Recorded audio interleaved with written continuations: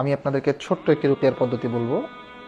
মোটামুটি টানা 3 থেকে 5 মাস এটা করতে পারেন, আপনাদের জীবনের অনেক অনেক সমস্যা চলে যাবে ইনশাআল্লাহ। যখন প্রতিদিন সকালবেলা ঘুম থেকে উঠবেন, ঘুম থেকে ওঠার পরে সালাত আজকার শেষে আপনারা 2 লিটার বা 1.5 লিটার একটি পানির বোতল নেবেন। পানির বোতল নিয়ে নিয়ত করবেন যে আল্লাহ, আমার উপর যদি কোনো জাদু থাকে, কোনো বদনজর থাকে, হাসাদ থাকে বা কোনো জিন শয়তানের সমস্যা থাকে যা আমার জীবনকে ধ্বংস করছে, আমার ইমানকে ধ্বংস করছে, আমার আখলাককে ধ্বংস করছে, আমার পরিবারকে ধ্বংস করছে, অথবা আমার পেছনে এমন কোনো চক্রান্ত আছে জিন শয়তান অথবা মানুষের যা আমাকে শেষ করে দিচ্ছে ভেতরে ভেতরে, আল্লাহ আপনি সেগুলোকে ধ্বংস করে দিন, আল্লাহ আপনি আমার জন্য যথেষ্ট হয়ে যান।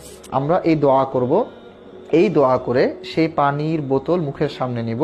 মুখের সামনে নিয়ে কোরআন থেকে আমরা যাই পারি, সূরা ফাতিহা, সূরা ফালাক, সূরা নাস, সূরা ইখলাস, সূরা কাফিরুন, যাই পারি না কেন আমরা আমরা টানা এগুলো পড়তে থাকবো, নিয়ত করে, সুস্থতার নিয়তে, যে দোয়া আমরা করেছি সেই দোয়ার নিয়তে।